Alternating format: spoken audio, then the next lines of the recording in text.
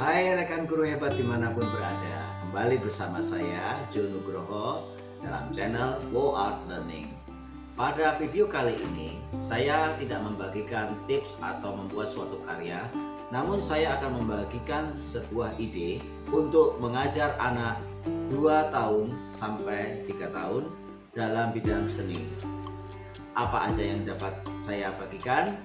Silahkan menyaksikan, karena video ini sangat cocok untuk guru-guru PAUD yang berkecimpung di usia-usia dini. Berdasarkan pengalaman dari kami yang sudah kami terapkan, mungkin bisa menjadi ide atau dapat dikembangkan lebih bagus lagi, karena saya percaya guru-guru hebat dimanapun berada bisa melakukannya karena pengalaman yang ada. Untuk itu, support channel ini agar kami bisa membagikan ide-ide lainnya untuk Anda semuanya. Selamat menyaksikan, saya akan bercerita selanjutnya. Pada prinsipnya, pada usia dini, anak itu fokus bermain. Jadi apapun yang mereka lakukan, mereka pelajari, sebaiknya tetap berfokus pada bermain.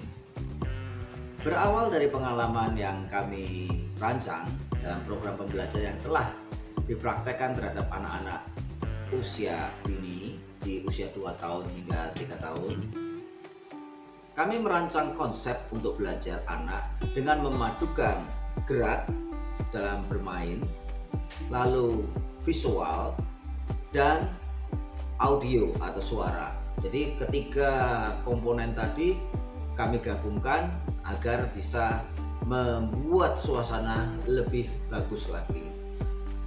Saya akan jelaskan sedikit tentang gerak atau bermain. Itu dapat dipadukan melewat seperti olahraga, olah tubuh, dan sebagainya.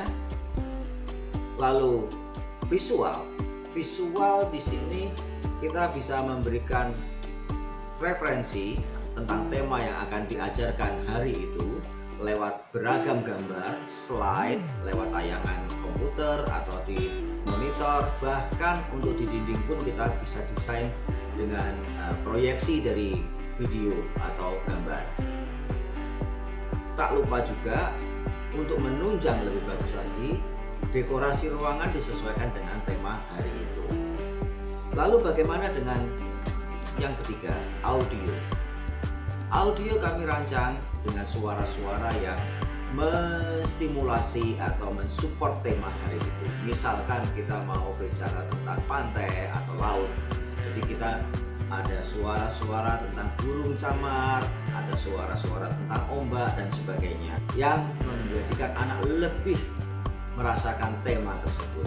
Lalu di samping semua hal tersebut, secara visual juga kita bisa mempersiapkan properti atau kostum dalam bentuk topi atau pakaian atau perlengkapan lain yang kita buat sendiri, yang bisa menunjang lebih bagus lagi. Termasuk misalkan kita mengajarkan bentuk, ada bentuk persegi, bentuk segitiga, bentuk lengkung. Kita bisa terapkan melewat berbagai bentuk yang ada di kehidupan nyata. Misalkan ada tampilan roti tawar, ada potongan pizza, ada sepotong kentang goreng dan sebagainya. Itu bisa mendukung program ini berjalan. Pada program ini kami tidak berfokus hanya pada motorik halus, tapi pada motorik kasar juga kita terapkan. Misalkan anak kita ajarkan tentang warna, mereka akan mencari kartu atau mengambil kartu warna. Misalkan mereka mengambil warna merah, lalu mereka akan menginjak pola yang sudah kami siapkan sesuai dengan warna tersebut, tentunya warna merah.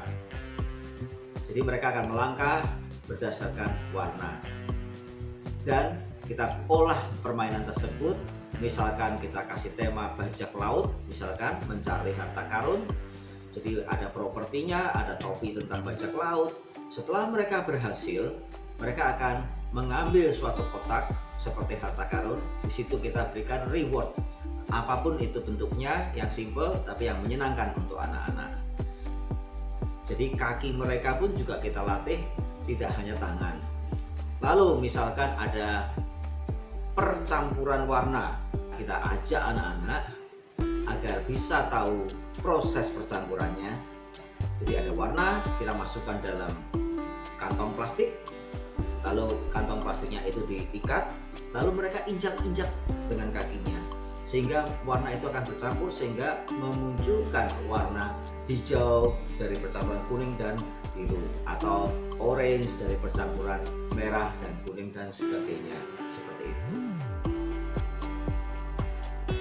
Dalam mensinkronisasikan mata dan tangan anak dalam melihat dan menerapkan, kami juga membuat beberapa konsep pembelajaran. Misalkan mereka akan membuat bentuk tentang ikan, di mana mereka akan mensinkronkan mata mereka melihat bentuk ikan, memvisualkannya melalui tangan mereka dengan hal-hal yang sederhana tentunya. Ada pula terkadang saat anak masih belum menguasai atau belum bisa memegang kuas dengan baik, kami akan merancang program tertentu. Misalkan mereka berpura-pura sebagai pekerja atau tukang cat, ya, painter. Jadi mereka menggunakan kostum atau menggunakan topi selayaknya orang yang bekerja sebagai tukang cat. Lalu mereka akan menggunakan kuas yang hanya dibasahi dengan air. Mereka akan kuaskan di bidang tertentu yang kami siapkan, sehingga mereka bisa tahu mana bagian yang sudah dan mana yang bagian belum. Begitu mereka sudah mulai bisa menggunakan kuas, kita tingkatkan kembali menggunakan warna sebetulnya. Mereka membuat suatu karya yang akan mereka lakukan secara bermain dengan senang hati. Seperti itu kira-kira program yang kami berikan. Jadi, fokus kami mengajarkan tentang warna, pengenalan bentuk, garis, bagaimana cara membuat garis, lalu tekstur, merasakan kasar, halus, lembut, dan sebagainya melalui tangan mereka. Terkadang kita terapkan misalkan dengan finger paint, ya, finger paint, dia merasakan melalui tangannya. Atau mereka membuat garis dengan cara yang sederhana, misalkan dengan kardus bekas kita potong, lalu mereka akan mencetakkan sesuatu menjadi suatu karya melewat hanya permainan garis. Demikian yang bisa saya sampaikan. Jadi dengan video ini saya berbagi dengan tayangan slide-slide tadi yang sudah ada, yang mungkin dapat menambah atau mengingatkan, merefresh memori guru-guru hebat dimanapun berada, agar kita bisa membuat suasana belajar seperti bermain yang menyenangkan diserap oleh anak-anak. Semoga tayangan video ini bermanfaat untuk semuanya. Terima kasih telah menyaksikan. Salam kreatif.